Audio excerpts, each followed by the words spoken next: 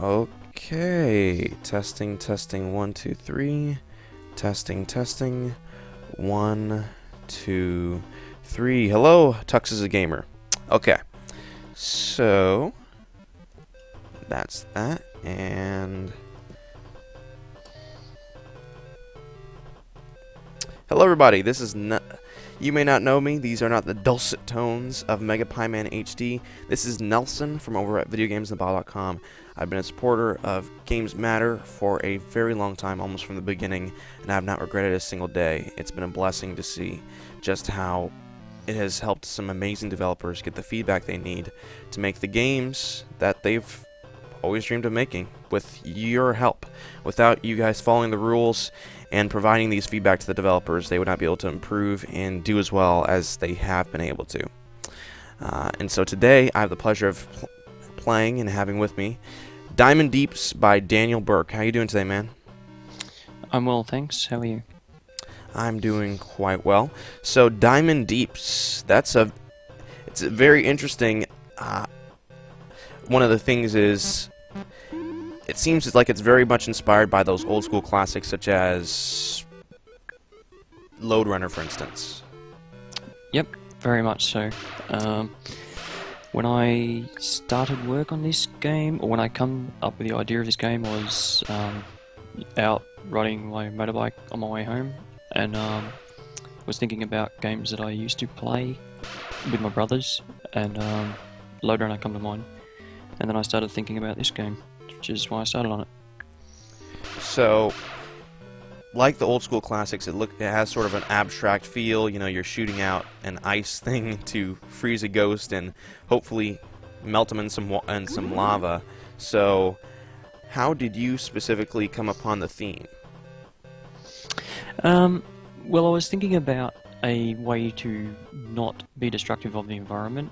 So, in Lode Runner, you can break the blocks down and basically trap your enemies through that. But I come up with this idea, instead of trapping enemies, one thing you can do in this is when you trap them, you can actually hit them with your pickaxe and basically push them off ledges or into the lava if you need to.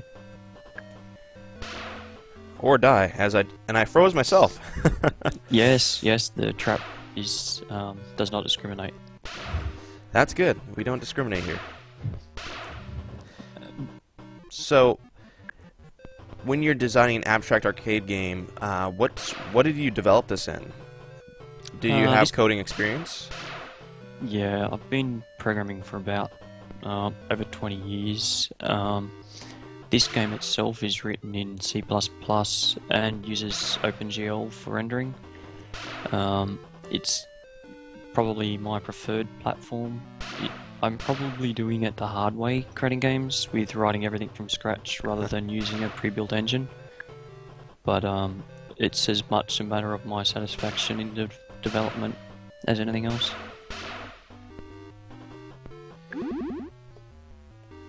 Oh, awesome. Every person who picks up a copy today and posts a screenshot of them finishing the 10th level gets a grab bag game tonight. And of course, Daniel Burke, he wants your feedback. That's why he's participating in GamesMatter, so definitely send him that ASAP.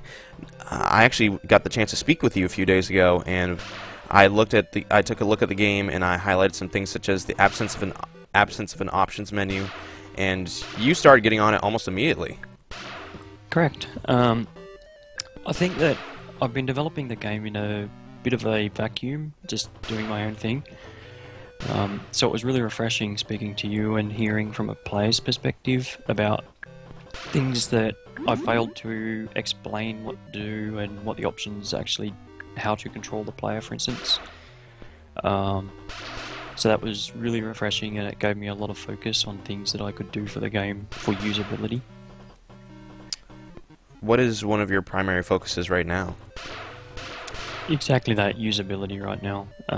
I've spent a lot of time essentially putting in an instructions page and working on an options screen so that the player can change things, change keybinds, disable the music, things like that. And when will we see that? I should hopefully have that early next week. I'll have a new update up onto Jusura. As you can see, I'm getting absolutely smashed right now. This red ghost is a bit of a monster. Yeah, with two enemies, they can be quite tricky. The AI, the ghosts are quite ruthless.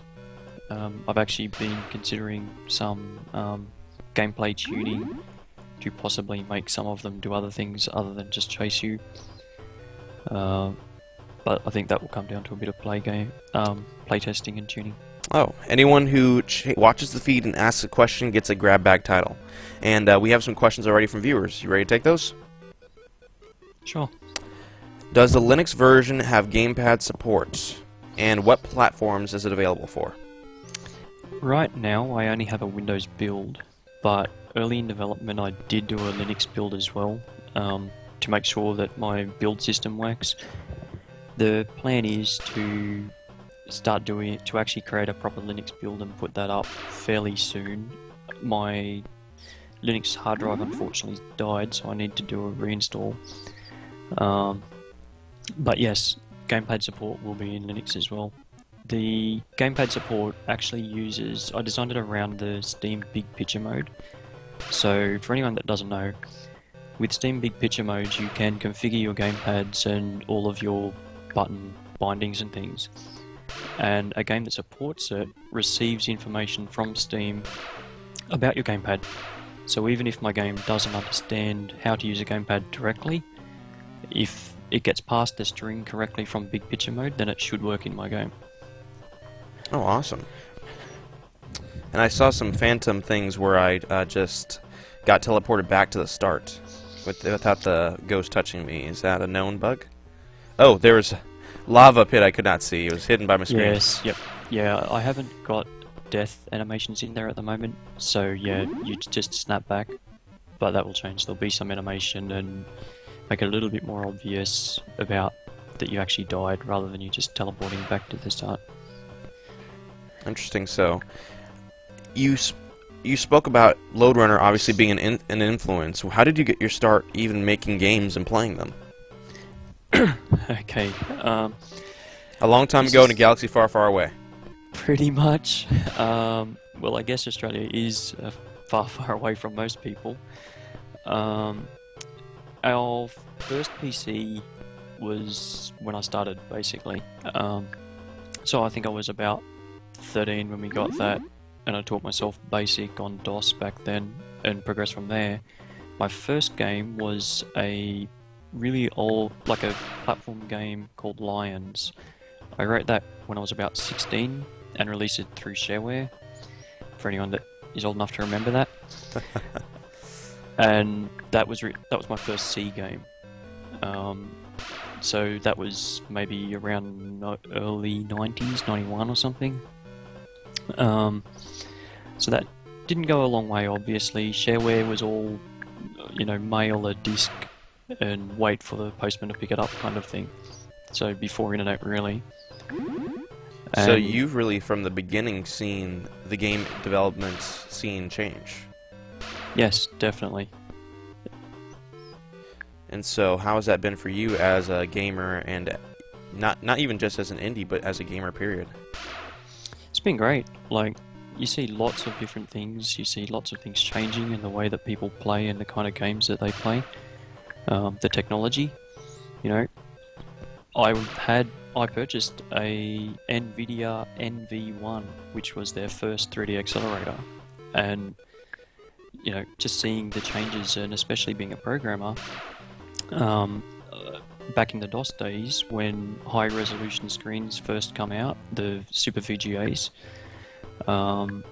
it was difficult to get them to work with anything, and seeing the development of tools and ways that people would get these things to work on their hardware.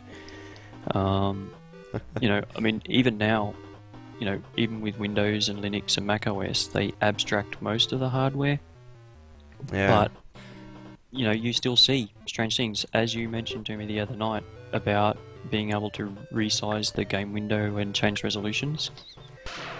My initial thought was that the game right now can run in a window at its optimal resolution, so it has perfect pixel scaling, or it can run on your full screen at your desktop resolution.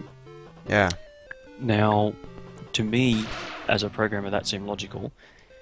But as you said, people run strange setups, have different, multi-monitor setups especially. So Yeah. they may desire that capability, and I fully understand that, and that's why I'm going back and looking at my options and going to allow people to be able to do that. That's awesome. We actually have some more questions. What's the file size? Okay, the total zip file would be... 1 second while I just open the file, open the directory. Okay, right now, you're looking at less than 2 megabyte zip file. If you're referring to the executable, then it's just 93 kilobytes. Since everything is written using straight C++ and minimal libraries, I use the SDL library for hardware abstraction. It's quite small. Okay. And so we've got some more questions. Are there any new abilities that are unlocked, or do the levels just continue to get more complex? Currently, the levels just get more complex. I have been to and fro with this idea of abilities and power-ups. My initial vision for the game was not to have that, to keep it pure. But it's something that a day doesn't go past that I don't think about power-ups, and I have so many ideas for them. But I just am not sure whether I wanted to actually do that. So, you answered the file size question, but can you say it one more time for those who may have missed it? Just the total file size. Okay, the total zip file is under 2 megabytes. Under 2 MB. Okay. Was LoadRunner the main inspiration? I think so, yeah. That's sort of what I had in my mind. Even when I was drawing the graphics, that was my vision, basically. A few things that are different. I'd say that the AI in this is much harder. Since back then, LoadRunner didn't have much CPU cycles to spend, or much memory, it would make it difficult for this kind of AI, whereas the enemies have full pathfinding capabilities, so they can be quite ruthless. Having said that, I have observed some bugs in their AI and their behavior, which is something that I'll be working on. Awesome. So, up till now, how have you been getting feedback about your game? Feedback generally has been quite positive. Most people don't understand about the level editor yet, which you're doing now, which is largely my fault for a lack of communication. My vision was that the level editor would be a big part. Probably, in all honesty, I did not actually complete all of LoadRunner's levels. Yeah, that was actually one of the questions. If you oh, and some guy said that this is the best, and he feels like he's watching the NES again. So, thank you. But I can't even count how many hours my brothers and I spent with LoadRunner. yeah, they asked if LoadRunner was the main inspiration. Yes, certainly was. And pretty much all of our time was spent creating levels for each other, and that's kind of what I wanted to recreate. Since I have 3 young boys myself, I wanted to create something that my children could create levels and play against each other, and when they have their friends over and that kind of thing. I hope you were a better sibling than I was, because whenever I tried to create a level for my siblings, they would generally just be giant death traps. How did you avoid just going the giant death trap route for your levels? How did you design a level, and how can I use that to make this level less sucky? Okay, pretty much I'd have to think about that I would be able to complete it first of all. Things like those lava traps, as you've already seen, you can freeze them and run across them, but dropping traps takes time, which gives ghosts the chance to catch up to you. So you can create things that are maybe impossible just because of the timing, where if the ghosts were too close, for instance their spawn points. Currently when a ghost dies, you see that it teleports basically back to its spawn point, My intention is to change that so you'll actually see them travel back to their spawn point, a la Ghost Pac-Man, where you see the eyes yeah. float back. And this way it can give you an actual benefit to dropping them in the lava pit and killing them. And actually, that's interesting that you cited Pac-Man as another influence. I mean, you played, definitely, it seems you've played a lot of games, definitely. So would you say more so for those who want to get into game development, that game development is, you can obviously say that it isn't just playing games all the time. Yeah, yep. There's a balance between actually playing and actually developing, and I find that it just comes in waves.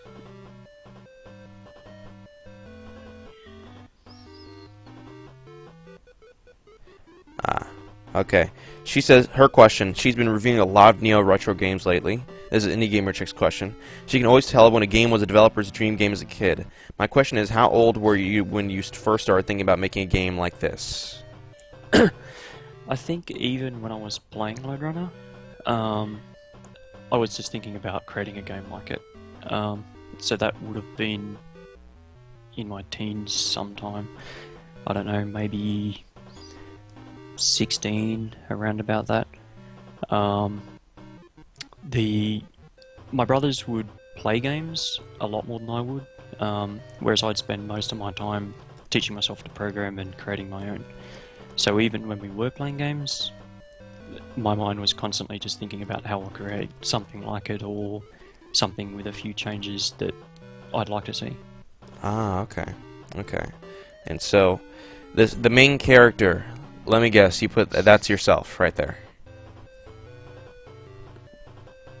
The main character there that you were playing? Yeah. He's you, isn't he? This is a safe place. Yeah, I guess it could be.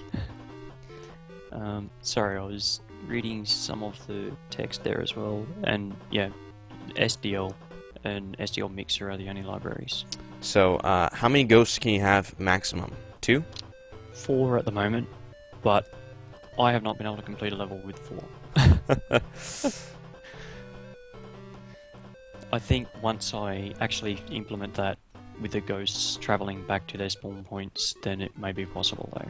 Floor, lava, ladder.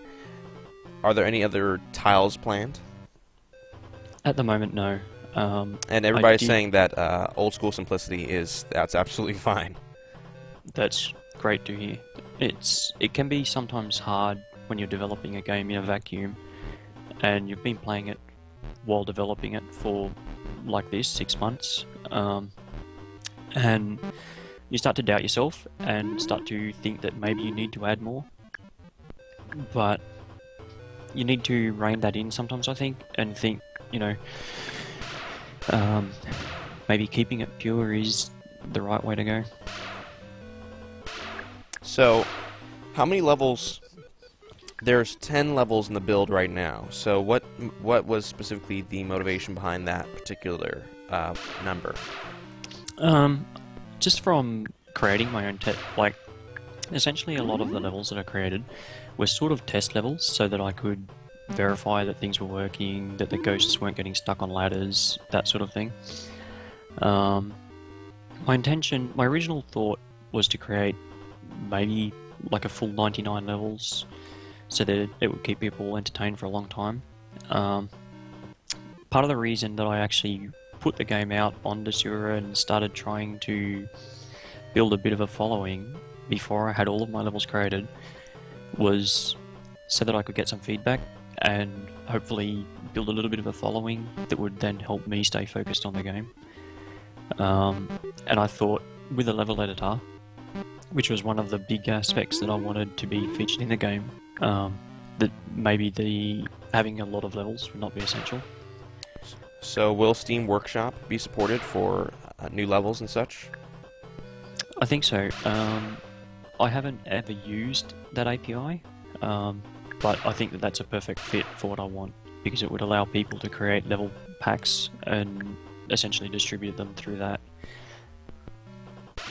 So, is it kind of incredible to think that people might, the same way that you grew up making levels for your friends, be able to make some for their friends with your game and through the internet? Yeah, that completely drives me. You know, my boys have played this. They've created some of their own levels and things. I've been a little bit remiss and haven't put a recent version on their computers. But yeah, that, you know, whenever I see that and I see them playing it, you know, it gives you the warm fuzzies. I actually, as I mentioned, this supports gamepad. Currently it's not enabled, but I support up to 4 gamepads, and I can actually get 4 players getting in it. So this is still very much in development. Very much so. So will it be going on early access? Well, it depends on how soon I can get greenlit. If I get greenlit, and because I'm not familiar too much with how a developer can use early access, I am assuming that you need to be greenlit first. Then yeah, as I build new versions of it, my intention would be to update Steam so that my users can get it. I can build a community around it and get feedback from people. With the multiplayer aspect, I did build an early version that I had, and I did run it plugged into the TV in the lounge room with 4 gamepads connected. I think I had a couple of Xbox controllers, a PC controller, and some other random controller. And we did play it together. In that version, we were just collecting the gems, and my 4-year-old was very competitive and got very upset when people got more gems than him. But the thoughts were that I may break down abilities so that if you were to play 2-player, one ability may have the freezing gun and the other player has the mining pick, so you have to work together to complete your way through the level. And then my 9-year-old was suggesting maybe a versus mode, so one of the players might replace a ghost or something like that, and maybe have an ability. That would be very cool. Yeah, so again, you know, that's a big motivator with Steam Big Picture mode, because I'm very excited about the Steam machines and really love to see that kind of gaming, couch gaming with a gamepad. We've got kind of to the forefront. We've got a little bit of feedback. One person said, "This game needs scrollers for text. That font reminds me of the demo scene."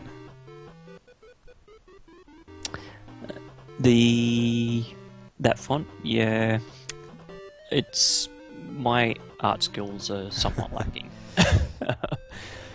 I do actually have a number of artist friends that I have considered bringing on board with this. Especially the main character, and the ghost is quite terrible at the moment. So, can you change the sound in the editor, and who did the sound? I did the sound. A friend of mine done the music. The sound can't be changed in the editor at the moment. No. Okay, is that something you're thinking about adding? No, I think that it would be quite difficult to like. It depends. Were they referring to a sound editor, or just being able to change the sounds for certain actions? Yeah. Do you guys mean the sound in the sound editor? Do you want to change that? The music or the sound for certain actions? Which one did you mean?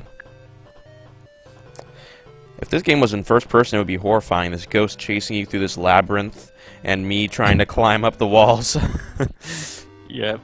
Don't even suggest that. My son's been watching a lot of that Five Nights at Freddy's, and he's excited about the Oculus Rift, so... with the audio though, currently they're just OGG Vorbis files, so there actually would be no reason why a player couldn't change them. Obviously changing them external on the file system. Oh, I just noticed a cute little detail. When you put the lava trap, it lights up the blocks above it with a slight red glow. That's really nice. Cool. I love it, just like, yeah. So, before you got into game development, because, you know, you dreamed about this game pretty much growing up, what did you make career choices to be able to make a game like this growing up, or did you sort of go a different course?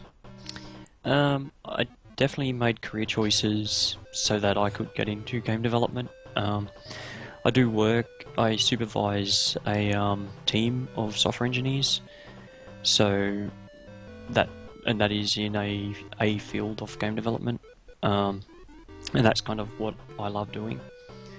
So yes, definitely, I can't even count the hours that I've spent, but basically working on game development. Even growing up, going through school, I spent quite a bit of time speaking to the deputy principal for not attending school since I was at home programming. Okay. Oh, you were so busy programming that you wouldn't even you would miss school? Yeah, my mum was a softie, so... But she led you to today, and now you're in my presence, and you have all these people here. So obviously it paid off, right? Yeah, it's made it all worth it. So did you go to college specifically for game development, or what were you doing before? So aside from gaming in childhood, what else did you do leading up to developing the game now? Okay, due to my lack of attendance at school, I did not go to university. So kids, stay in school. Don't do drugs. Yeah, drugs bad. So essentially what I've done, I guess I'm self-taught, so, you know, in a way, sort of guerrillaed my way in, I guess. The things that I'd done when I left school was ended up working at a computer shop. I just got that job by going in and showing them what I could do, and they hired their 2 technicians and hired me. Wow. Job creation, right? Yeah, so I then taught myself all about networks, Linux, SCO Unix, and things like that. What resources did you use to learn all of these different languages and aspects and such? Okay, back then it was books. You know, those paper things that people don't use much anymore. I'm not familiar with them. Yes. So I bought lots of books, lots of magazines. That was where all of my spare money went. And just many hours with computers. And I had a computer in my room that was never switched off. So I'd wake up 2 a.m. or whatever time and with an idea and start messing with my computer again. I'm not sure if anyone on here is familiar with DOS at all, but it used to come with manuals that it included a thing called GW Basic, which was a basic language, and it come with a really rudimentary sort of a manual. And that's where I started, and then I moved on to Pascal, where my older brother was at university, and one of his friends was doing a computer degree, but he was struggling with his Pascal assignments. And myself at about 16, his friend was talking to me and he got me to help him. So we'd have a bit of a trade going where he'd buy things that I wasn't old enough to buy, and I'd do his uni assignments for him. Oh, wow. That's how I teach myself. So yeah, you can push frozen ghosts, right? Yes, when they're in an ice block, you can hit them with your pick. Awesome. And they'll go scooting across the platform. One person spotted that finishing level 10 still says level 9 on the completion screen. That's a bug. Okay, well, hey, now you know about it. Yes. So sound in the editor, I think I'm going to need more clarification from the dude, what type of sound it is. But as for editor, you seem to have a really nice difficulty curve in the campaign, except for the 2 ghost thing I think came in a little bit soon. So how do you balance levels? Do you play them obsessively? Do you get family members in? Do you trick your grandmother into testing the game? I mean, what sort of strategies do you use to find testers and I guess feedback before now? Okay, at the moment, it's pretty much me. My 9-year-old will play some of it. I haven't really been giving him any new builds recently, though. So it pretty much comes down to me, which I think is probably a bad thing for balancing. Since I've been playing it for so long, obviously I can likely get through things fairly quickly, and I totally agree that 2 ghost thing is way too hard right now at that level. Well, it seems like it'd be better placed around 10 instead of number 3. Yeah, I wanted to get, while I was playtesting during development, I wanted to have a second ghost in there fairly early. I think that for that level he should essentially be removed, and then, as you said, maybe a second ghost put in later with some probably simpler level layouts, so that people can learn how to kind of juggle 2 players without worrying too much about complicated level structure. Dang it. Oh, just missed him. So what has been your favorite part about game development thus far? What keeps you going day by day? I love creating things, so, you know, making things happen, basically. As I said, you know, this and everything I write is always basically in, well, not all in C++, I also use Java for Android. But I get a lot of satisfaction from creating things, even down to the shaders for rendering and everything. I did have a CRT shader for this game. It's currently disabled, but again, that will probably reappear in the options screen. You know, creating that sort of things to see the effects, seeing things happen on screen. So whenever you die, does it take time off the timer? At the moment, no, there's no penalty. Okay. Yeah, because someone was wondering. Yeah, all it means is that you aren't a very good player. Apparently, that's all it means, and you lose a little bit of time coming back to the start. Yeah, from memory, I have at the end of the level, your deaths do affect your final score. Okay. Yes. Do you get a point for dropping him in the lava pit? Not right now, you don't know. So, killing ghosts is no better than just trapping or avoiding them. So, will there be a pacifism achievement? I did think about that, actually, because with the Steam achievements, I thought that that sort of thing is something I'd like to put in. I guess, as well, having kids, you know, I'm not completely against violent games or anything, but, you know, if things can be reached without without resorting to violence, then, you know, it can be kind of cool, I reckon. Yeah, awesome. So, it seems like your children have been a big part, at least in the development of the game so far. Yeah, my kids, obviously, like any father, you know, my kids are a big part of everything in my life. Awesome. So, are you going to name one of them after GamesMatter, thanks to the awesome people here today? Well, we already up to 3 boys, and I'm pretty sure that my wife has drawn the line at that now. So you might have just missed out. Just missed out. Oh, man. Only by a month, but... Only by a month. Okay, well, congratulations on that, by the way. Any thoughts about an Android Ouya version or Steam Workshop support? That was a big one. Yes, he did answer that. Steam Workshop support is a plan, right? Correct. And Steam Workshop, Steam Achievements. Ouya, I will tell you that maybe every second day I scour eBay thinking about buying an Ouya and doing an Ouya version. And very good chance that I will probably look at that with all the new Android TVs coming out this year. I'm very interested in that.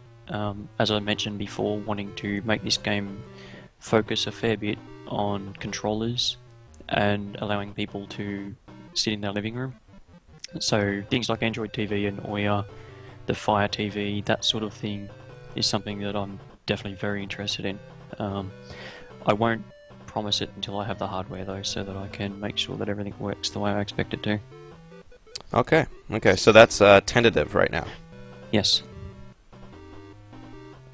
So, do you play other indie games still to get inspiration and such? I probably play less than what I should, and that's because I'm always worried about spending too much time playing.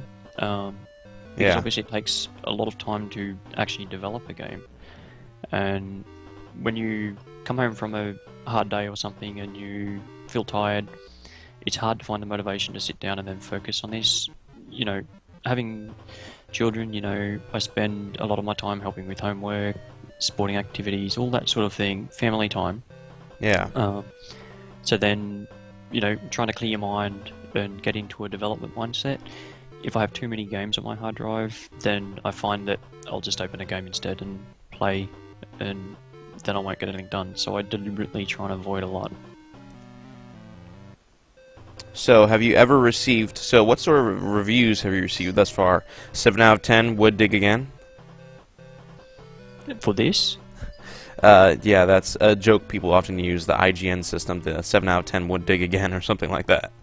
Oh, okay. Well, the feedback that I've had so far has been quite good. My friends that have played it have liked it, thought it was a great idea. The feedback that I've had on Steam on Greenlight has mostly been positive with the comments, so I'm quite happy with that.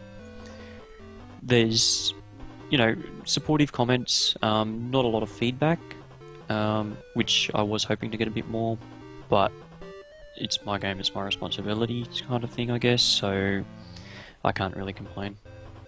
Okay.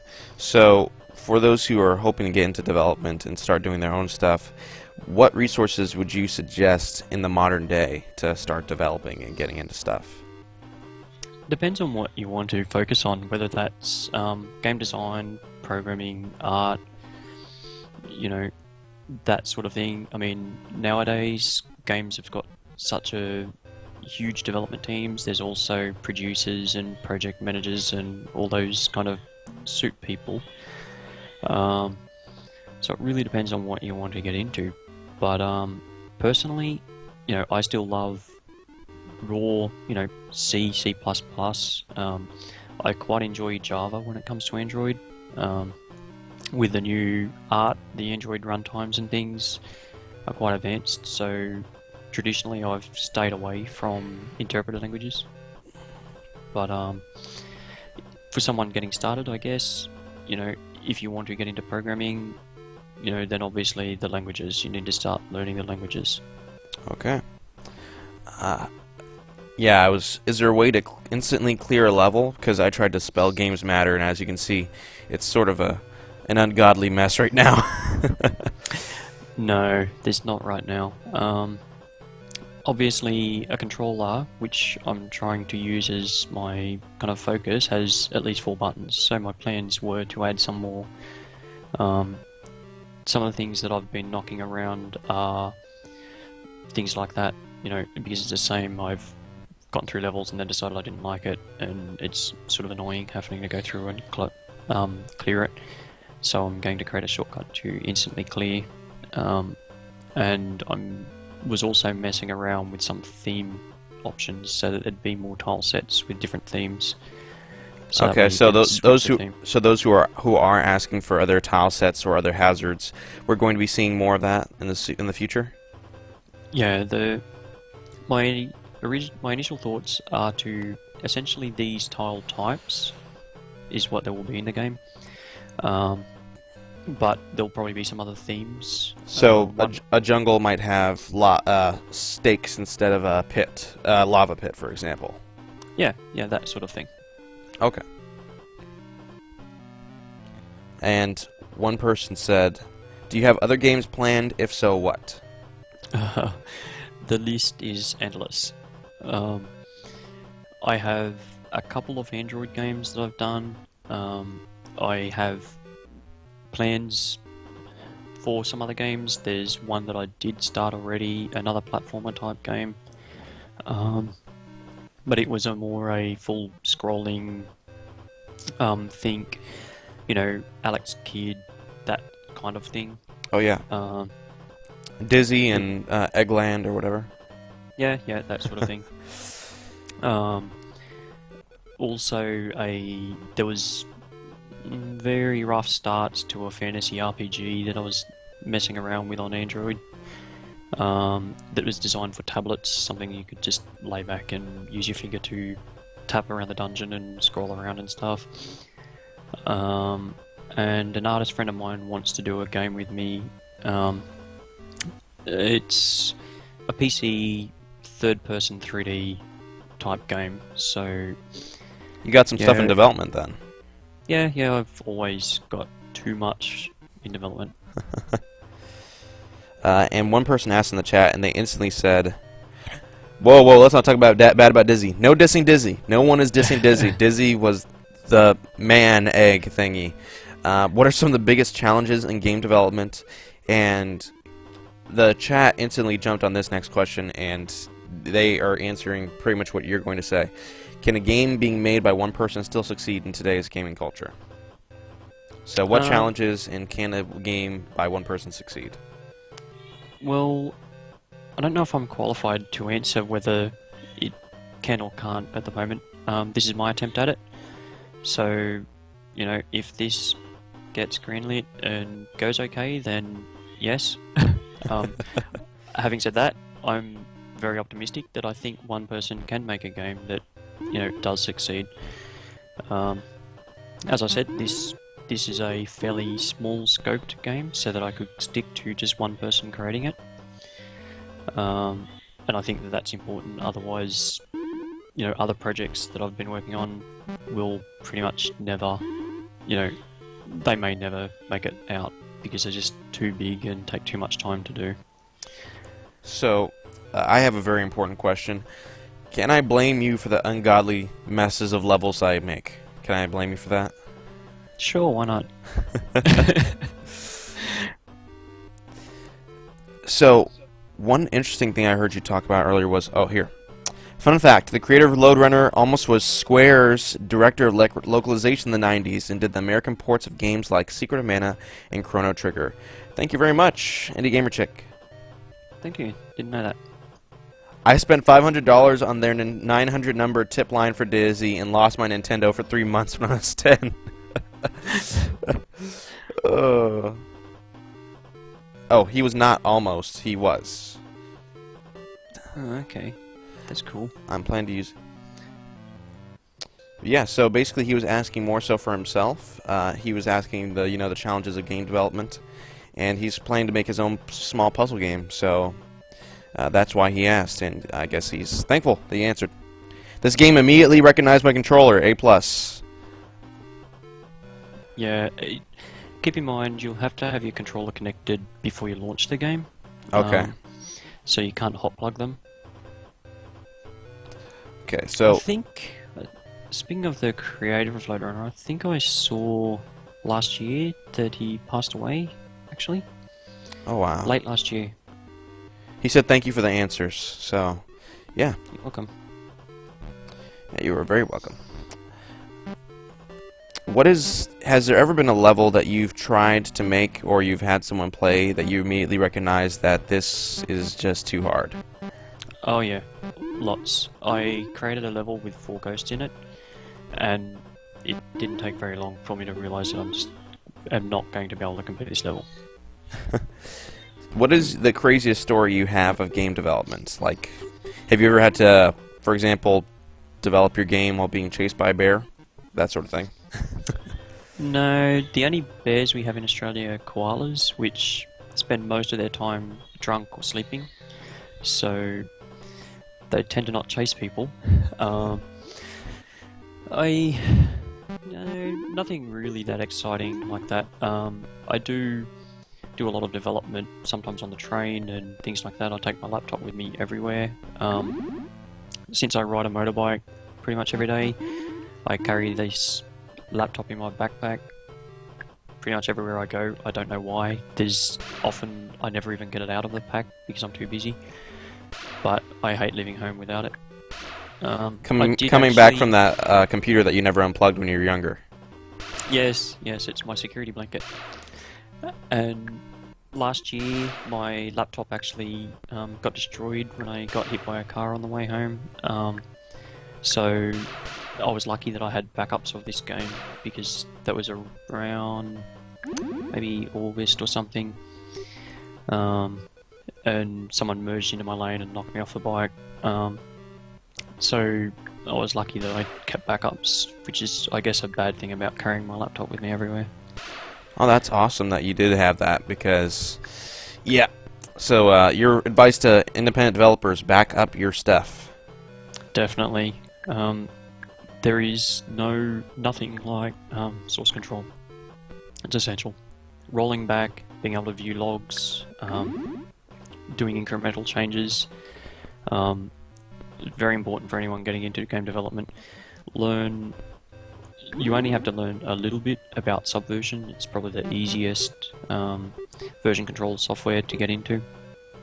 But it just makes development so much quicker and easier. I'm gonna try to make a Load Runner type level right now. So what made you, what inspired you to sort of not go the whole Load Runner route of being able to destroy your environment? Well, I just wanted to try and have a point of difference, really, because I thought, well, if you're just creating Load Runner, then you can just download Load Runner. Or I think there may even be some other remakes of it floating around. So I thought, well, you know, it's already there, it's already been done. Try to do something a little bit different. And the other thing with that is, if you are basically cloning the game, then some people will just expect it to be exactly the same. And then anything that's not the same could be considered as a negative, essentially. Okay, so for those who are developing levels at the moment, how would they share them right now? Okay, right now you have to copy the level files. So wherever your installation is on your hard drive, there's a folder called levels that will contain your level. In the version that's currently on Desura, I include in that levels a file called empty, which is exactly that, empty.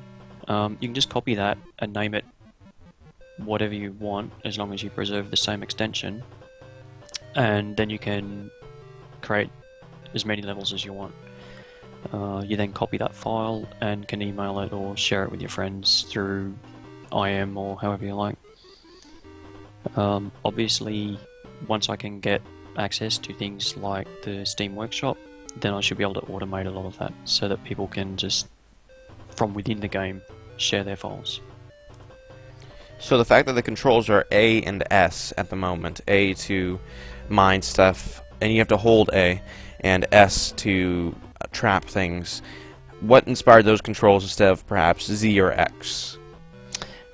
Okay, my memory may be hazy, but I think Load Runner used A and S. When I placed my hand on the keyboard, they just naturally went to there, so that's why I've done that. In a build on my computer, that can be rebound though. Okay, so we're gonna be seeing that build sometime soon? Yes. I'm not sure how much more polish I want to put on that before I update the build, but I'll very likely update that build within the next few days. I think I'm away this weekend, so early next week I think. Okay, awesome. Okay, finally finished. Now that is a huge plus for me, the fact that it has the controller support. She's been very upset, and I've seen that. For the past few days, she's been really getting upset over PC controller issues. Thank you all. That's something actually with PC controller. Would people... Well, I open that up to everyone that's here on Twitch. You know, would they like to be able to rebind the buttons on their gamepad, or are they happy with the standard A, B, X, Y being their primary functions? Well, people, that is a bigger thing these days. People saying, "Well, let us rebind even a controller," and that seems like, hey, if you want to have jump bound to right trigger, more power to you. Yep, sure. That's good to know. And I guess you would have separate rebinds for the separate controllers hooked up. Well, this is where the complication can come in. Yep. Because if you have, for instance, a 360 controller and then you have a Logitech controller, it can be complicated if you start trying to bind to each controller. Since I'm accepting essentially Steam Big Picture mode bindings, then I'd have to try to identify the controller's string and have special bindings for special controllers, which could make it very cumbersome and maybe not very intuitive. Okay. And yeah, that is, so one person suggested perhaps auto-configuring and then being able to remap per game. Yep. Okay. What he said? One person said, "What if I want to play it with a flight stick?" You could try. I'm not sure how the flight stick presents itself. I think the steering is sort of your horizontal axes, left, right, and the rudder might be the vertical axes, which should work. And then your buttons A and B would be, I'm not sure which buttons they are on the flight stick, but you possibly try. I have a very important question.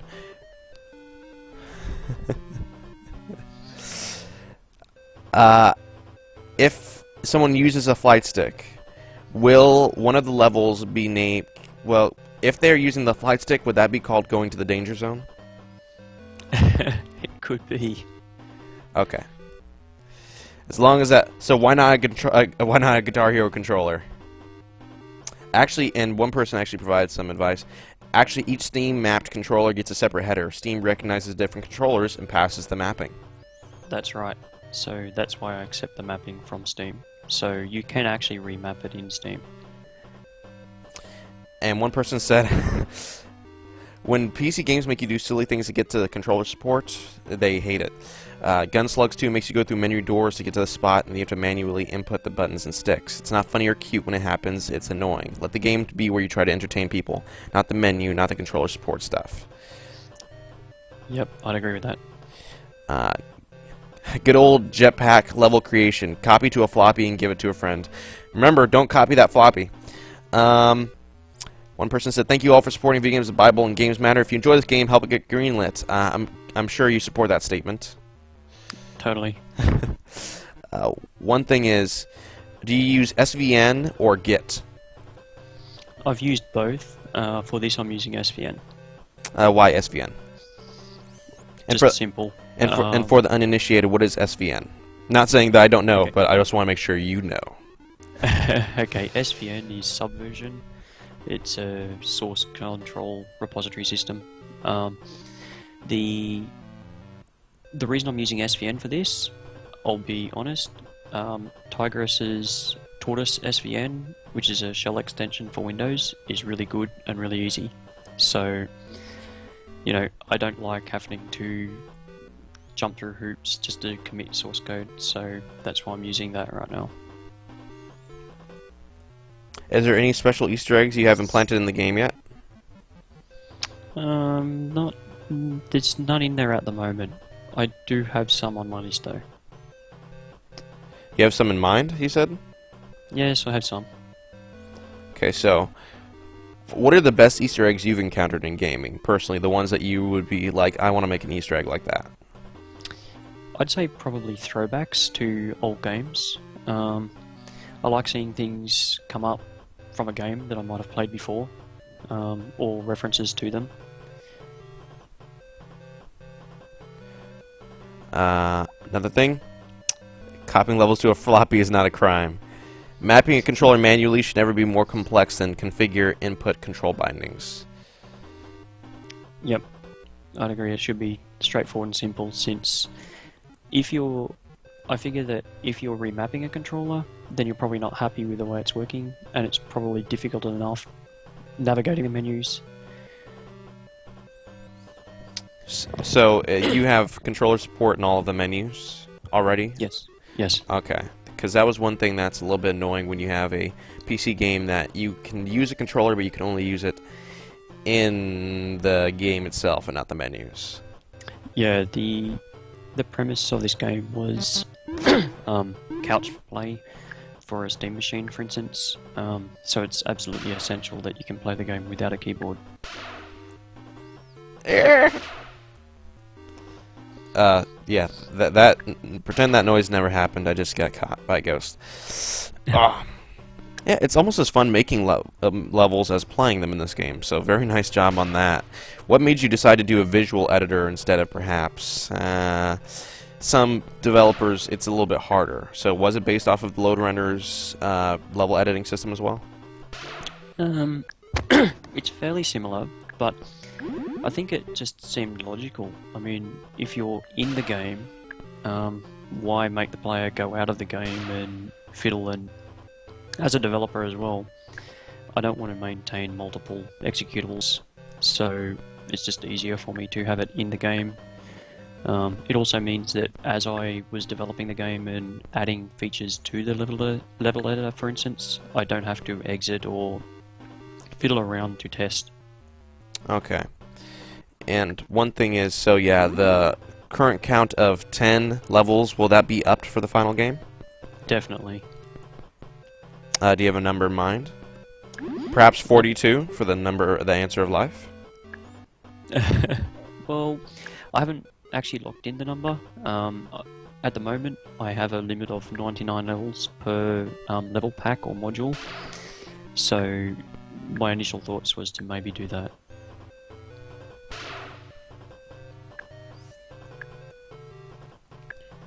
Will we ever see a Diamond Deeps 2?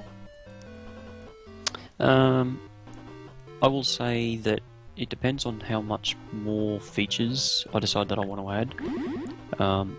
I actually was thinking about if I do a sequel only a couple of days ago, and I was thinking that probably this one I'd keep it as it is, fairly pure, and kind of keep it to the core of what it is. And then maybe a second one that I'd probably expand on it, possibly allowing much bigger levels and scrolling and some more functionality. So, maybe adding the ability to jump, making it a bit more of a full platformer that people can, have much larger levels and a lot more enemies on. But the enemies' behavior would have to be different. I'd have to localize them to zones so that they don't all chase you ruthlessly from off screen. Yeah, definitely. And I do sort of like the whole single screen, very simplistic setup. One thing is, I know what a floppy is. This indie gamer chick, she's 25, so she's one of the youngins. She said, my dad stocked up on blanks for his Apple II, literally thousands of them. I use them as coasters. And someone said, get off my lawn. I think the one that I saw was that someone referring to a floppy disk as a 3D print of the save icon. And someone says, keeping the IBM 3840s running was a pain. Yeah. A lot of those old machines, but I have to say that some of those old machines were like rocks. We had, my early days with computers, some of the early Linux and SCO machines we had were kept in cupboards, especially at schools, for years. The cupboard not even opened, and when it come time to upgrade them, when the Y2K come about and we were doing Novell upgrades, some of those machines were so full of dust that some of the staff didn't even know that it was there. And wait, so you were literally you had to do emergency preparations for Y2K? Yeah, throughout Australia, we done migrations from an older version of Novell NetWare that was not compliant.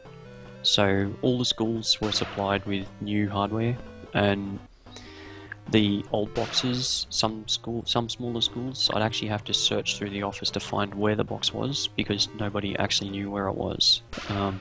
It was in a cupboard somewhere, covered with books and dust, and had just been running for years and never turned off. No air conditioning in there either. So how they survived, it gets quite hot here in Australia, especially out in the country. How they survived and kept running, I don't know. But yeah, it was interesting. Wow. So 6502 ASM, anyone? In my day, we programmed in BASIC uphill both ways in the snow. Yep, had play soccer with rocks. Yeah. So, what is one thing you miss about older games that you hope to sort of reintroduce to modern players with Diamond Deeps? And actually, I'm trying to. I was editing my game, and I can only get to 5 levels. Okay, what you'll find is if you get up to the 5th one in the editor, and it won't let you progress any further, it will prevent you from going any further if you don't have a start point. So essentially it's not a valid level. So if you look at your last level, so if you go to the 5th level and have a look, you'll see that you don't have a start point. Yeah. So since it's an invalid level, you can't actually go to the next level yet. So if you were to add a spawn point to it, then it would let you go to the 6th level and start creating it. Okay, so will we in the future see something like invalid level? Yes, definitely. Okay. This is that doing that is something to prevent people from creating impossible levels, like continually creating them and not understanding why they don't work or the game not working correctly. That's a nice solution. But in my programmer mind, of course, I know it's there. As I said to you earlier before we got onto Twitch, at the moment I'm focusing on that user perspective. You know, people can't read my mind and understand my logic, so... And if they could, that might be a little bit frightening. Yeah, I think that it may be frightening for other people. I love honesty. Honesty, it's the best policy. If there's one thing you could have changed, like if you could start development of Diamond Deeps all over again, what would you change? I don't know if I'd change much in the development.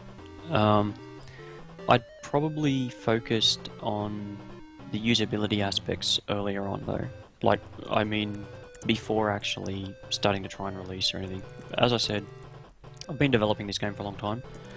A lot of that is because I write everything from scratch, so I do all of the hard work as well. But I enjoy it, I love doing it, so that's why I do it that way. But usability, you know, I'm using it, I understand why it's doing that. I don't put messages up and relay that information to the player very well. Okay, so if you would go back, you would just mainly do a lot of the usability stuff that you're finding out now. Yeah, well, and that's the thing.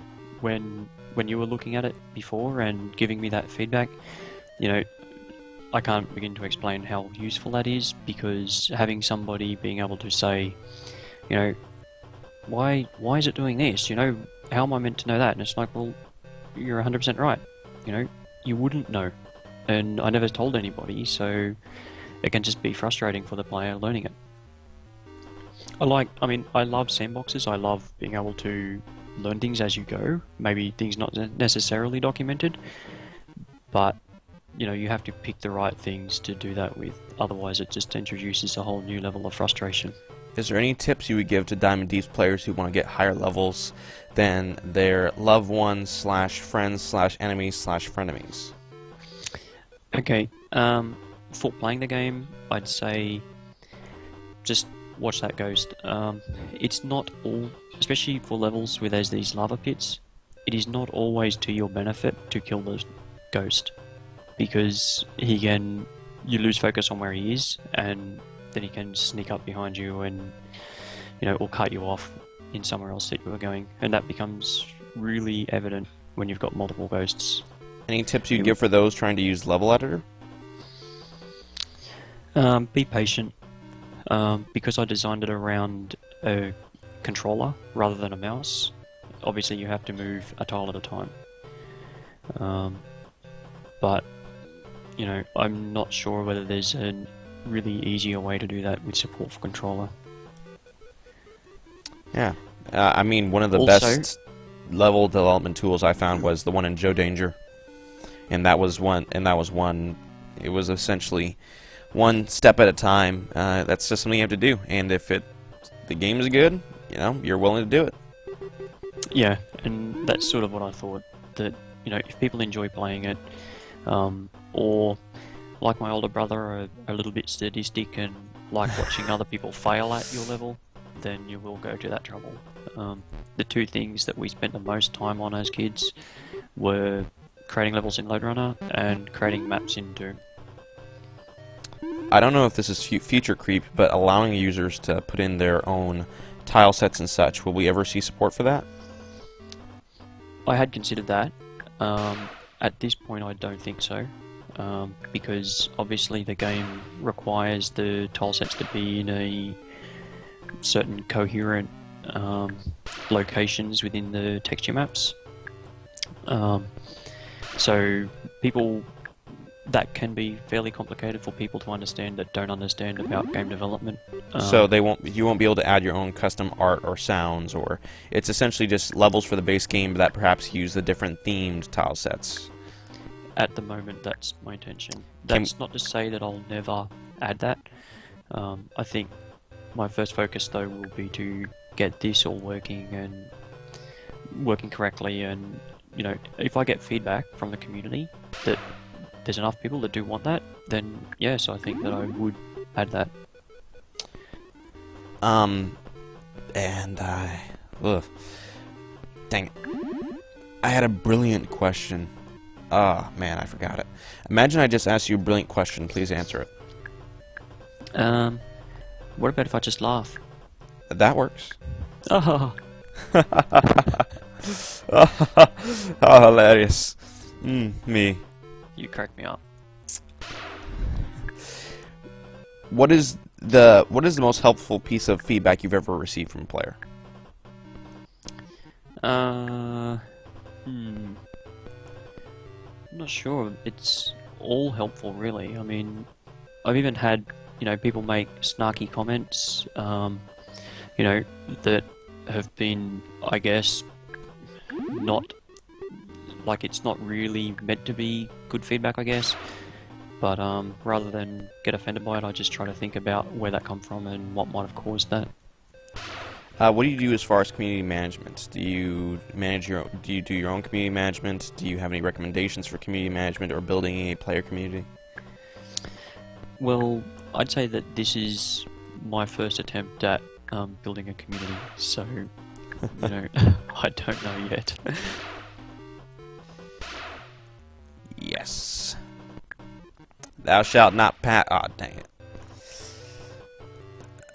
Yeah. Let me see. Final question,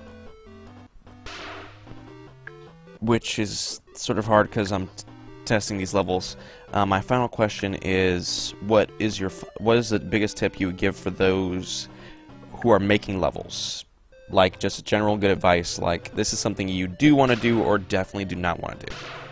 Okay, something that you want to do, I think, is to really think about how long it's going to take for those ghosts to get to the player, and to keep in mind that if there's lava pits, for instance, where you can kill the ghosts, where they'll respawn and where the player might be when they do that. For instance, if you have a lava pit right beside their spawn area, and the player kills them, then the ghost is going to respawn right on top of the player, which can be fairly unfair to the player, really. As I said before, once I add this functionality of the ghosts going back to their spawn, that won't be so bad. But right now, because of that teleporting back to spawn areas, it can be fairly brutal. The other thing is, with the ghosts, especially when you have multiple ghosts, thinking about their pathing, like creating areas that the ghost actually can get to the player. For instance, the ghosts can't cross the lava unless you freeze it. So if you have lava pits, then it will prevent the ghosts from actually being able to get there. Alright, so, yeah. We've had players really reacting very well to it. Everybody's really excited. One person even volunteered to... one person even volunteered to help beta the Linux version. And Diamond Deeps attracted new GamesMatter followers, which is always a good sign of how interesting a game is. We're almost out of copies. If you'd like a copy, tweet at IndieGamerChick. And this has been Daniel, Burke, and Nelson for GamesMatter / Video Games and Bible, playing Diamond Deeps. Man, the people like your game, and you seem to have a very bright future, so the best of luck to you, and thank you for joining us for the stream. It's been an honor. That's fantastic. Thank you very much. It's been an honor. Well, this has been GamesMatter, everybody. You take care and have an awesome day. Thank you. Bye.